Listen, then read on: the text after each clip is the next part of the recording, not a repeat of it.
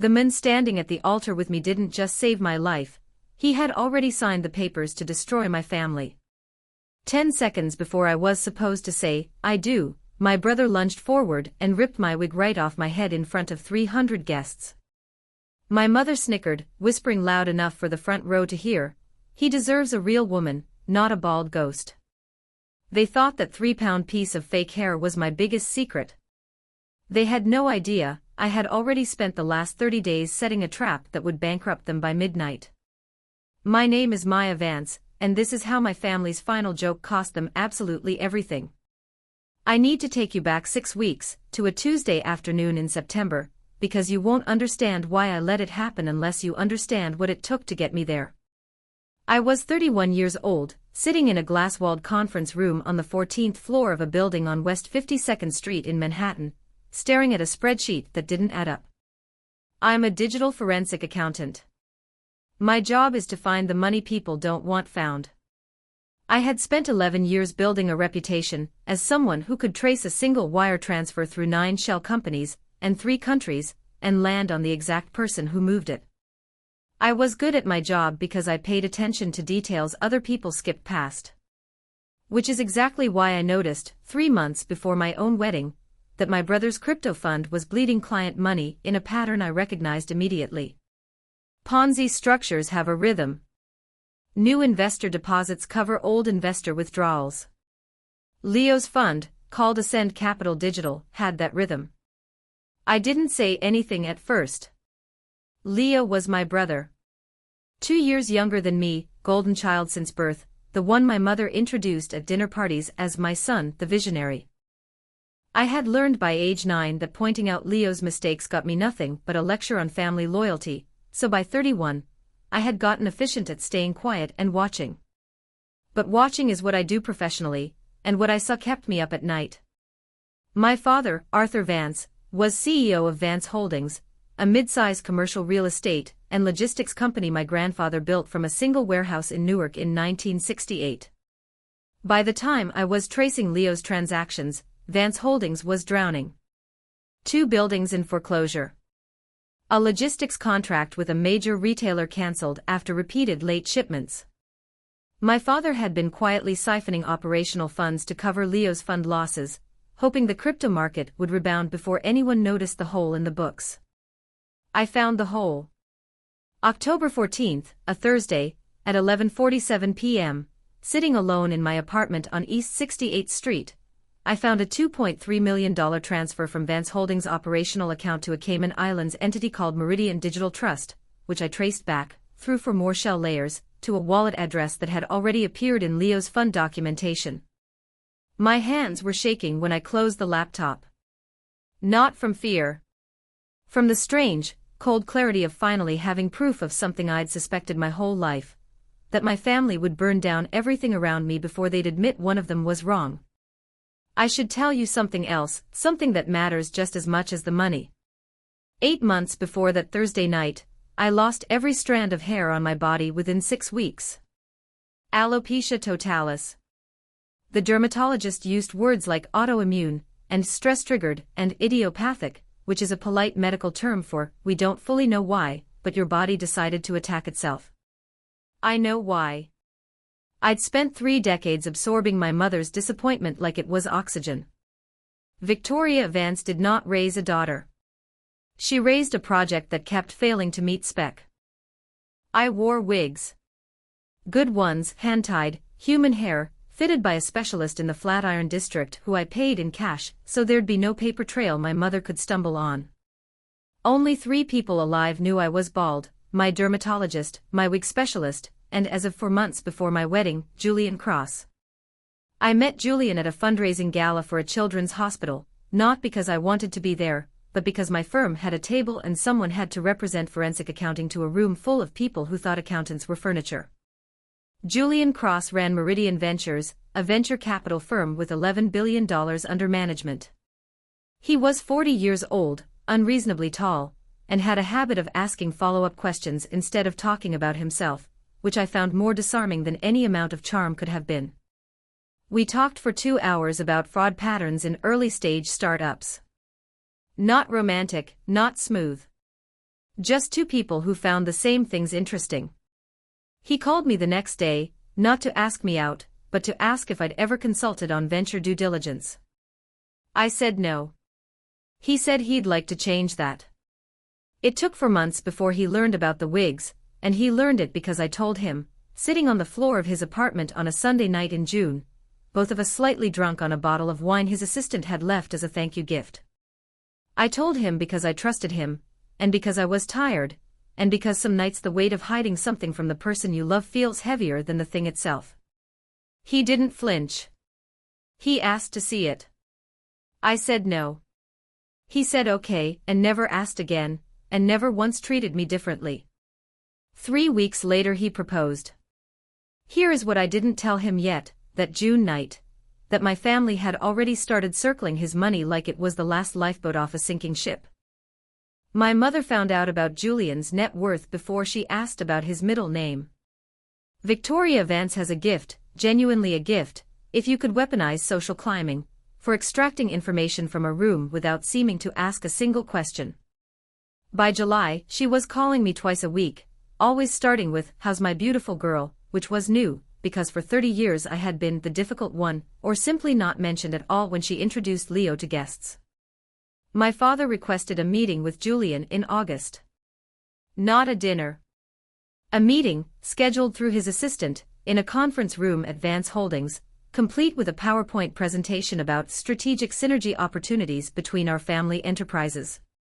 Julian sat through 40 minutes of my father pitching a $5 million investment into Vance Holdings' logistics division, dressed up in language about growth and modernization that meant nothing once you understood the company was already hemorrhaging cash to cover Leo's crypto fraud.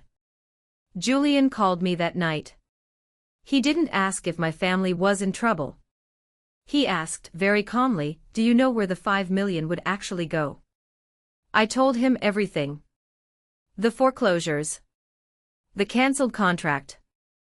The transfer I'd traced to Meridian Digital Trust. Leo's fund, and the 211 investors, mostly retirees, mostly people who trusted Leo because he'd grown up in their neighborhoods and gone to their churches, who had put their savings into Ascend Capital Digital believing it was a legitimate cryptocurrency index fund. Julian was quiet for a long moment. Then he said something I still think about. "They're going to use our wedding as the deadline, aren't they? They need the money to close before your father's board meeting." He was right, and it took me 2 more weeks to find out exactly how right. September 30th, I overheard my mother on the phone in her kitchen in Greenwich, thinking I was upstairs. I wasn't. I was standing in the hallway with a box of wedding invitations I'd come to drop off, and I heard her say, "If the funding doesn't close before the wedding, Arthur, we lose the house. I don't care how it looks, we need Julian locked in before he finds out anything." Locked in. Like I was a signature, not a daughter. Then I heard Leo's voice on speaker. "What if he pulls out at the altar? We could sue his firm for breach, public embarrassment, emotional damages, we'd get more from the lawsuit than the investment anyway." My mother said, and I will remember this sentence for the rest of my life, "Then we need something at the wedding dramatic enough that everyone believes he had a reason to run. Something people will testify to in court." I stood in that hallway holding a box of invitations with my own handwriting on them, and I understood, with the same cold clarity I'd felt the night I found the wire transfer, that my family was planning to sabotage my own wedding to manufacture a lawsuit against the man I loved. I didn't cry. I want to be honest about that, because I think people expect tears in this part of the story, and there weren't any. What I felt was closer to relief. 31 years of wondering whether I was imagining the coldness, whether I was too sensitive, whether I'd earned the way they treated me, and here was proof, spoken plainly into a phone, that none of it had ever been about me at all. It had always been about what I could be used for. I called Julian from my car in the driveway. I told him what I'd heard. I expected him to be angry. Instead, his voice went very calm, very quiet, the way I imagine it goes right before he walks into a boardroom to end someone's career. "Maya," he said.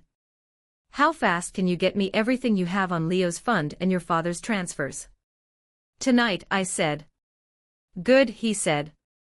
Because I think it's time we let them have their wedding. I didn't understand what he meant then.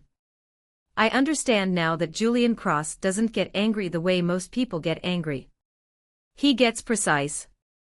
And over the next 30 days, precision was exactly what he brought to a family that had spent my entire life mistaking cruelty for strength. We didn't cancel the wedding. We didn't confront them. We smiled through for more weeks of my mother's calls, my father's follow-up meetings, Leo's increasingly desperate texts asking Julian to move faster on the funding timeline. We let them believe they were winning. What they didn't know was that on October 3rd, I filed a confidential report with the SEC's whistleblower office. Using documentation I had spent 11 years learning how to build so it couldn't be dismissed or buried. What they didn't know was that Julian's firm had quietly begun acquiring my father's distressed commercial debt from 3 different lenders at a steep discount, structured through an entity that had no visible connection to Meridian Ventures or to Julian's name. What they didn't know was that every phone call, every kitchen conversation about locking Julian in, had been happening in a house where, since October 6, a federal investigator had already begun requesting bank records. By the morning of my wedding, October 28, I owned nothing they thought I owned, and Julian owned almost everything they thought was still theirs. I put on my wedding dress in a private room at the Grand Palisade Ballroom knowing 3 things my family didn't know. I knew Leo's fund was under federal investigation. I knew my father's company debt now belonged, quietly, to a holding entity controlled by the man I was about to marry. And I knew that whatever my mother had planned for that altar, it would be the last decision she ever got to make about my life. My wig specialist arrived at 9 that morning and spent 40 minutes fitting the piece I'd chosen for the ceremony, a soft, natural chestnut style that matched what my real hair used to look like. I looked at myself in the mirror and thought about how strange it was that in 6 hours, none of them would recognize what I actually was, because they had never once bothered to look. At 2 o'clock, my mother knocked on the door of my dressing room, stepped inside, looked me up and down, and said, "You look almost normal today." Then she smiled and I understood, watching that smile, that whatever was coming at the altar had already been decided. I smiled back and said, "I hope everyone gets exactly what they came for." She had no idea how true that sentence was about to become. The ceremony was scheduled for 4 o'clock. By 3:30, the Grand Palisade Ballroom held 300 guests, a string quartet, and a wedding planner named Renata who kept whispering into her headset like she was coordinating a small invasion. I stood behind a set of double doors with my father, who would walk me down the aisle, and I watched his hands. They were trembling. Not from emotion. From the same fear I'd heard in his voice on the phone weeks earlier, the fear of a man who knew his entire company was standing on a foundation that had already cracked. "You look beautiful," he said, not looking at me, looking at the doors. "Thank you," I said, and I meant it as a test, to see if he'd say anything else. He didn't. Fathers who love their daughters find something else to say in that silence. Mine checked his watch. The doors opened at 4:02 p.m. I walked down an aisle lined with white orchids toward a man who had spent the last 30 days quietly buying the ground out from under my family's feet, and I smiled the entire way, because I had learned a long time ago that a genuine smile is the best disguise a person can wear. Julian stood at the altar in a charcoal tuxedo, and when our eyes met, something in his expression settled, like he'd been holding his breath since the doors opened. I didn't know yet exactly what he'd built behind the scenes. I knew the broad strokes, the debt acquisition, the SEC filing, but Julian, true to form, had kept several details from me entirely, the way a surgeon doesn't narrate every incision to the patient. The officiant began. Standard language, the kind you've heard at 100 weddings. I stopped listening around the second paragraph, because I noticed my mother, seated in the front row in a champagne-colored gown, lean over and whisper something to Leo, who was standing as a groomsman on Julian's side, a decision I'd fought against for weeks until Julian quietly told me. "Let him stand up there. Let him think he's still part of the family that's about to survive this." I understand now that Julian wanted Leo close. Not for sentiment. For proximity when it mattered. The vows came next. Julian's were simple, and I remember every word, because he said them looking directly at me instead of at note cards. Maya, I didn't fall in love with a version of you that needed fixing. I fell in love with the person who finds what other people bury. I will spend the rest of my life making sure nobody ever gets to bury you again. Somebody in the crowd made a sound somewhere between a laugh and a sob, the kind of noise you make when a sentence lands somewhere true. I didn't cry. I was watching my mother's face, and I saw something flicker across it that looked almost like panic, because Julian's vow had just closed a door she'd been counting on staying open. The officiant turned to me. Maya, do you take Julian? That's when Leo moved. I want to describe exactly what happened, because in the weeks after, 300 different guests told 300 slightly different versions, and I was the only person standing close enough to see it clean. Leo stepped forward from his position beside Julian, closed the 4 feet of distance between us in under 2 seconds, and grabbed the crown of my head with his right hand. The wig came off in one motion. He'd clearly practiced the angle, a smooth, backward pull, the kind of motion you'd use to rip a bandage off fast so it hurts less, except this was designed to hurt more. 300 guests watched my bare scalp catch the light from the ballroom chandeliers. Somewhere behind me, a woman gasped loud enough that the string quartet actually stopped playing. My mother didn't gasp. My mother laughed, a short, sharp sound she didn't bother hiding, and said, loud enough for the front 3 rows to hear clearly, he deserves a real woman, not a bald ghost. I have replayed that sentence more times than I can count. Not because it hurt, though it did, in a place I thought I'd already made numb, but because of the timing. She said it instantly. No hesitation, no shock delay. You don't produce a sentence that fast unless you rehearsed it. I stood there bald in front of 300 people, my wedding dress suddenly feeling like a costume on the wrong body, and for exactly 4 seconds, the entire ballroom went silent except for someone's phone camera shutter sound going off twice. Then Julian moved. He didn't step back. He didn't look embarrassed. He stepped toward me, took my face in both hands, and kissed the top of my bare head, right where the wig had been, in front of everyone. Then he said into a lapel microphone that had been clipped to his tuxedo since the ceremony began, a detail I hadn't fully registered until that exact second, I fell in love with your mind, not your hair. The words carried through the ballroom's sound system, clean and unmistakable, reaching every one of the 300 guests at full volume. I watched my mother's face change from triumphant to confused in under 2 seconds, because a microphone at a wedding ceremony is not standard, and she understood, half a beat before I did, that something had been planned that she wasn't part of. Julian turned to face the room, still holding my hand, and reached into his jacket. He pulled out a small remote control, the kind you'd use for a presentation clicker, and pointed it toward the enormous LED screen mounted behind the altar, the screen that had displayed a slideshow of our engagement photos for the last hour while guests arrived. The engagement photos disappeared. In their place, a bank transaction ledger, blown up large enough for the back row to read. Before we finished the ceremony, Julian said, his voice completely level, I think this family owes everyone here an explanation, since they've already given you a preview of their character. My father stood up from his seat so fast his chair tipped backward. Julian, what is this? This, Julian said, is a record of a $2.3 million transfer from Vance Holdings' operational account to an entity called Meridian Digital Trust, made on October 14. Arthur, would you like to explain to your guests where that money actually went, or should I? The room had gone from wedding silence to something else entirely, the specific quiet of 300 people realizing they were witnessing something they'd be describing to other people for years. My mother stood, grabbing my father's arm. This is absurd, we are not discussing business at our daughter's wedding. You're right, Julian said. We're discussing fraud. He clicked the remote again. The screen changed to a second document, an SEC filing header, the kind I'd spent 11 years learning to read, the kind that meant an investigation had already been opened and was no longer theoretical.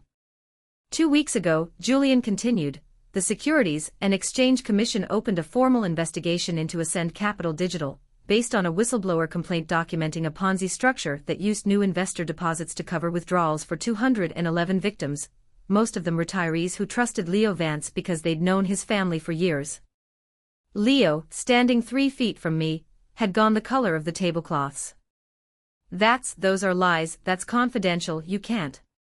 I can't do anything with a federal filing, Julian said, and for the first time, I heard something sharp under the comm.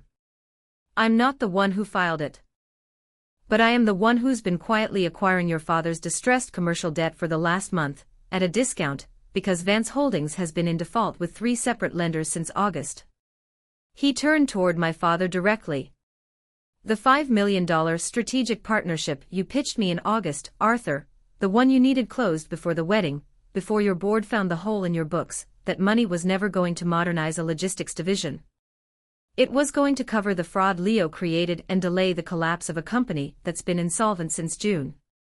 I watched my father's face while Julian said this, and I saw, for the first time in my adult life, something crack open in him that looked like actual fear, not the performed authority he'd worn at every dinner table I could remember. The funding you tried to extort from me, Julian said, was processed 2 hours ago. But I didn't fund your company. I bought out all your debt. He let that sentence sit in the room for 3 full seconds. I own your house, Arthur. I own your business. I own the paper on both buildings currently in foreclosure. And as of 5 minutes ago, they are liquidated. Someone in the back of the ballroom actually said, out loud, "Oh my God," loud enough to carry.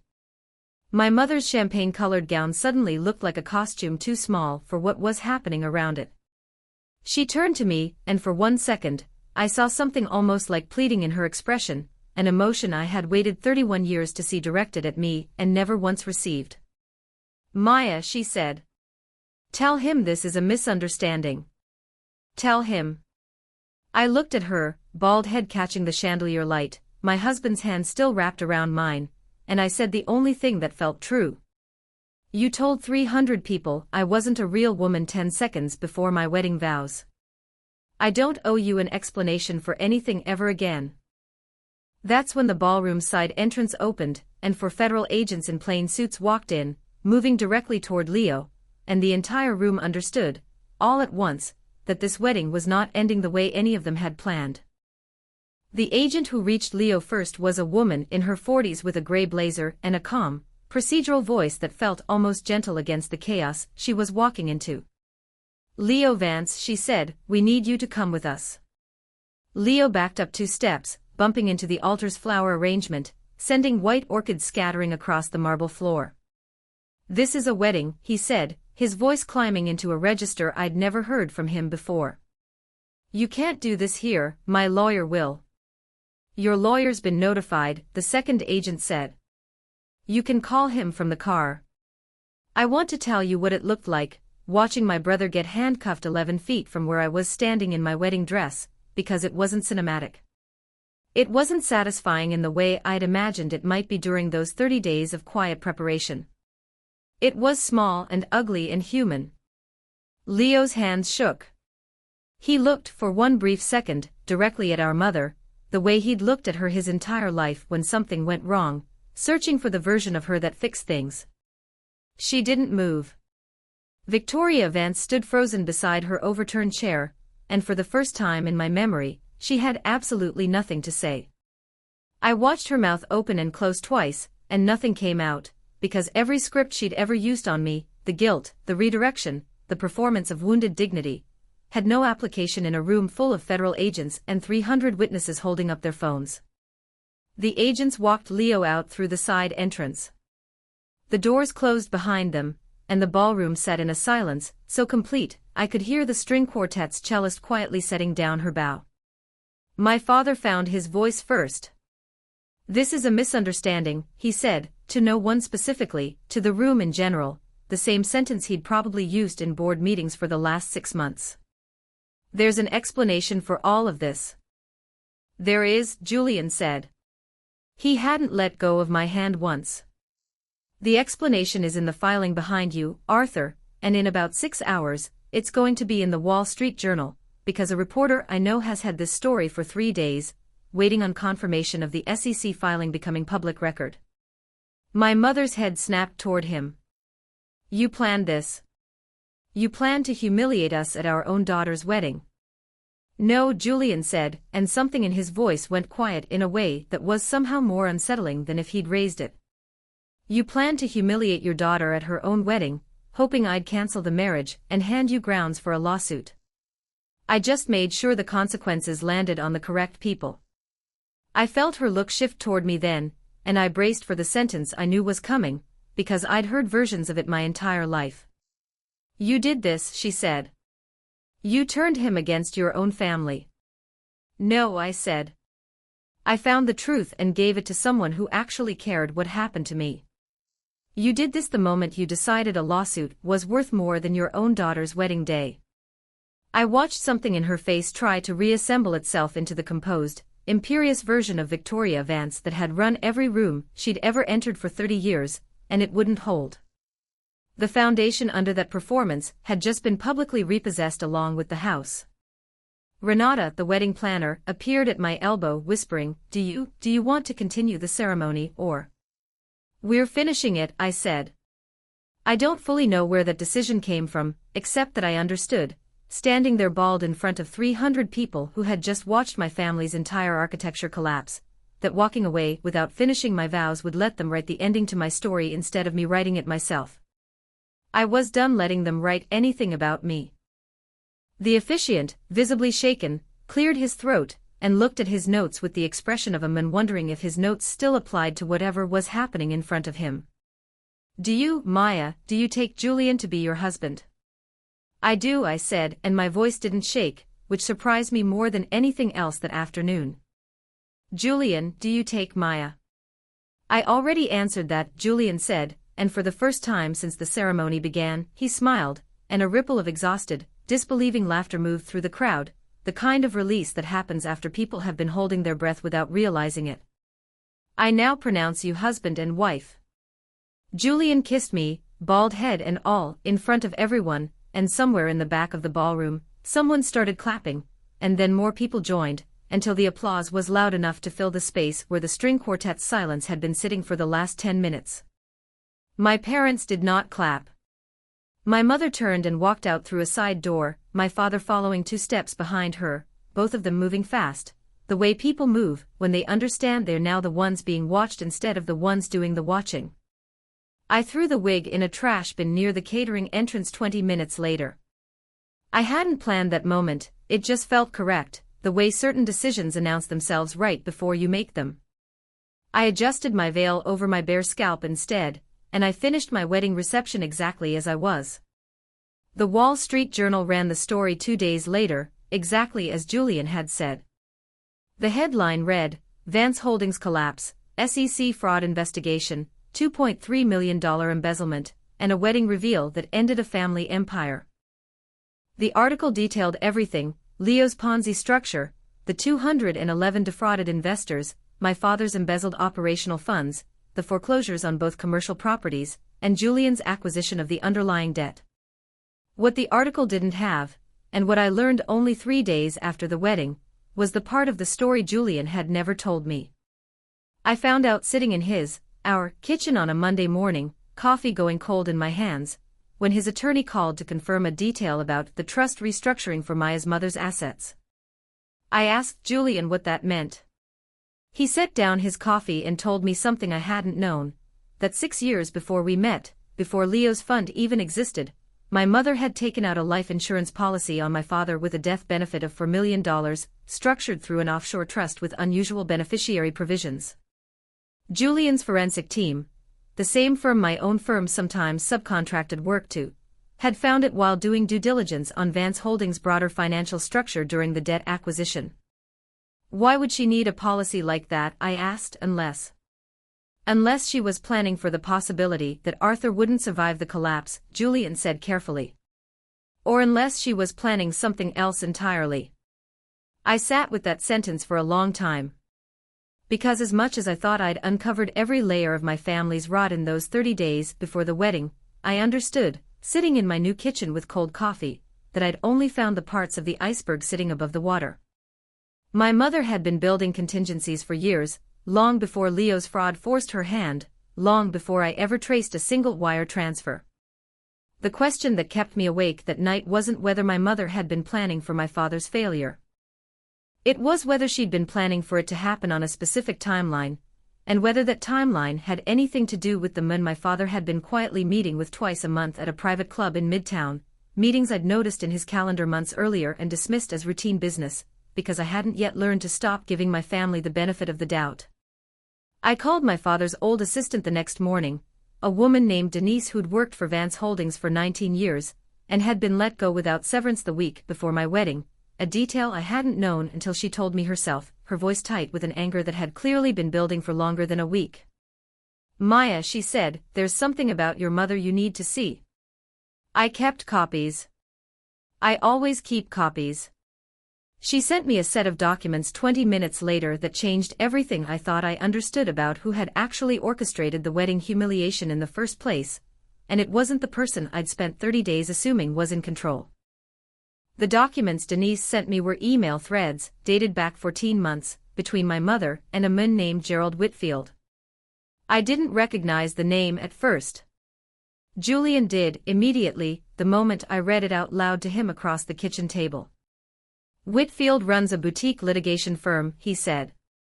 "They specialize in one thing, manufacturing breach of contract suits against wealthy defendants, usually in marriage or business contexts. They take a percentage of the settlement instead of billing hourly. It's legal. It's also exactly the kind of firm you'd hire if you wanted to sue someone for embarrassing your family in public." The emails told a story that rearranged everything I thought I understood about the wedding. My mother hadn't decided to sabotage the ceremony after learning about Leo's fraud, as I'd assumed. She had been planning a version of that sabotage for over a year, well before Leo's fund ever existed as a company.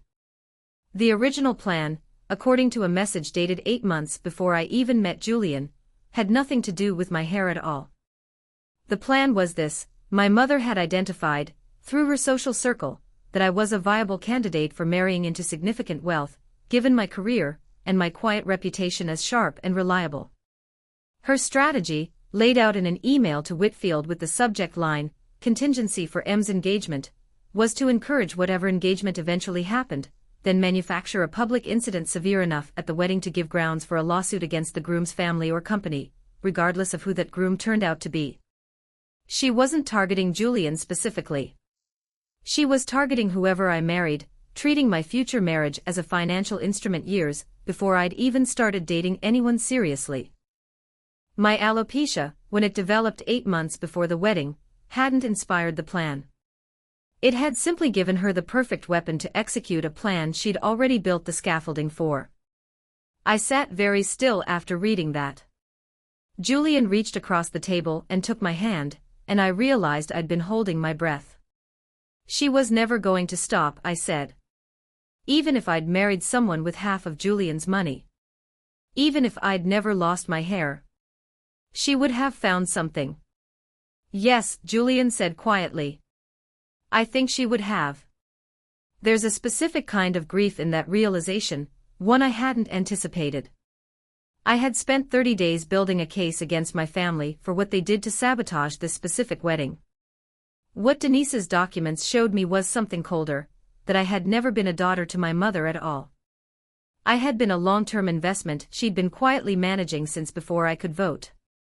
I forwarded the entire email thread to the SEC investigator handling Leo's case, along with a note explaining the pattern of premeditated fraud intent, and separately to a family law attorney Julian recommended, who specialized in cases involving financial exploitation within families.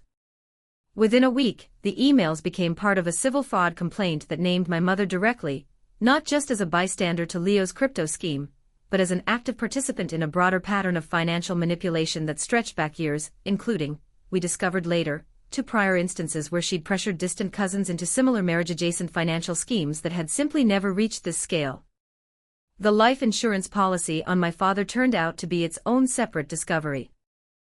The $4 million death benefit, structured through the offshore trust, had a beneficiary provision naming Victoria Vance as primary recipient, standard for a spouse, but also included a secondary clause redirecting 40% of the payout to Gerald Whitfield's firm under a service agreement my mother had signed, disguised as a financial consulting retainer. She had, in effect, prepaid Whitfield's firm out of a policy on a man who wasn't dead yet, in exchange for future litigation services. It wasn't illegal on its face. It was, according to Julian's attorney, one of the strangest documents he'd seen in 20 years of practice, and it painted a picture of a woman who had been planning contingencies around her own husband's mortality with the same emotional distance most people reserve for adjusting a retirement portfolio.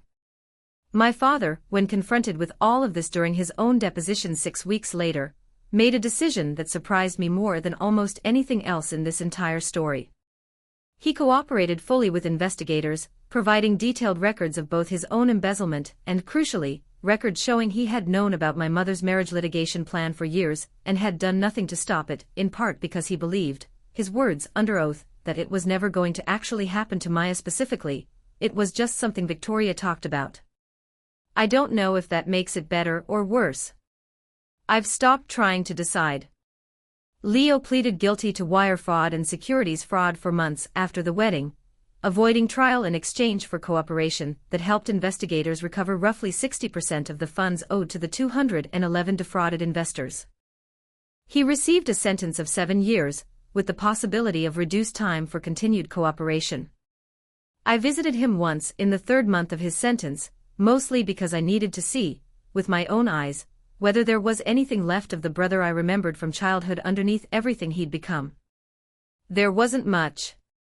But there was a little, and he cried, and he apologized in a way that felt, for the first time in either of our lives, genuinely unrehearsed. My mother faced a civil fraud judgment that stripped the family of what little remained after Vance Holdings' liquidation. The offshore trust was unwound, its assets seized as part of the settlement with the defrauded investors. She now lives in a 2-bedroom rental in New Jersey, a fact I learned not from her, since we haven't spoken since the wedding, but from Denise, who still checks in with me occasionally, the closest thing to family loyalty anyone in that household ever actually earned. My father served 18 months for the embezzlement charges related to Vance Holdings' operational funds. He wrote me a letter from a federal facility in Pennsylvania about a year into his sentence. I haven't answered it yet. I might, eventually. I'm still deciding what I owe a man who let his family use me as an asset for 30 years, and only found honesty once there was nothing left to lose by offering it. Vance Holdings, the company my grandfather built from a single warehouse in 1968, no longer exists under that name. Julian's firm restructured the surviving logistics division into a new company, and this part still catches in my throat when I explain it to people. He offered Denise the position of chief operating officer, because she was the only person from the old company whose loyalty had never once been about money. As for me, I stopped wearing wigs 3 weeks after the wedding. Not as a statement, not as a performance of empowerment, though I understand why people watching from the outside might read it that way. I stopped because I noticed, somewhere in the aftermath of that day, that the fear I'd spent 8 months carrying, the fear of being seen exactly as I was, had simply stopped mattering to me the moment I watched it fail to destroy anything real. I still work in forensic accounting. I still find the money people don't want found. But these days I mostly work pro bono, helping elderly investors recognize the early patterns of exactly the kind of fraud my own brother built his entire adult identity around. I've testified in 4 cases since the wedding. I recognize the rhythm every time, the same way I recognized it in Leo's fund 3 months before anyone else did. Julian and I bought a house in Westchester 18 months ago. No ballroom, no chandeliers, nothing that echoes the day our marriage began in front of 300 witnesses and a federal arrest. Just a kitchen table where he still asks follow-up questions instead of talking about himself, and a bedroom mirror I stand in front of every morning without flinching. My mother's last words to me were an accusation. "You did this." She was almost right, except for one detail she never understood, standing in that ballroom watching her entire architecture collapse in real time. I didn't do this to punish her. I did it because for the first time in 31 years, someone had finally shown me what it looked like to be protected instead of used, and I decided, somewhere in those 30 quiet days before my wedding, that I would rather be exactly who I actually was, bald head, forensic instincts, and all, than spend one more year of my life being whoever my family needed me to be in order to survive. They lost everything that day. I finally found something I didn't know I was missing.